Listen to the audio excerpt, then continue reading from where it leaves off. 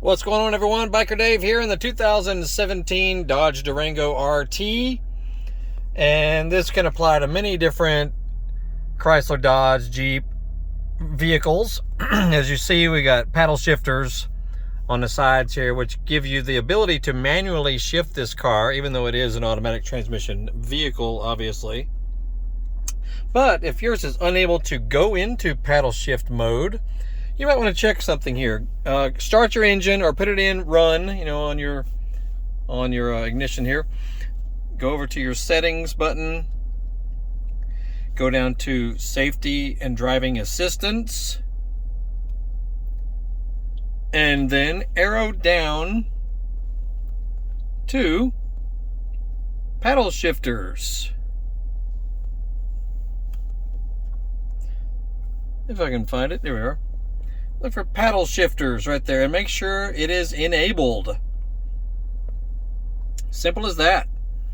And then, anytime you're driving, you'll have the car in D, of course. If you just press either paddle behind the steering wheel, you'll see on your display, it'll tell you paddle shifting enabled. And then you can manually shift. You'll downshift with the left, upshift with the right. Kind of racy, like a lot of modern cars have.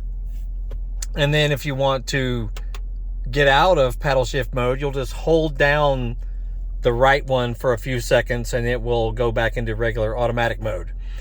Now what's cool about it is it automatically downshifts for you as you come to a stop. So you don't necessarily have to shift it into first gear, like if you're coming to a complete stop. So it does do a little shifting for you, but if you're trying to drive a little spiritedly and have some fun on it, that sort of thing, you can upshift, downshift, rev it up, just make sure you don't tack it up too far on your tachometer. But it's fun, kind of racy. And anyway, that's it. So check out other videos about this vehicle, the 2017 Dodge Durango RT.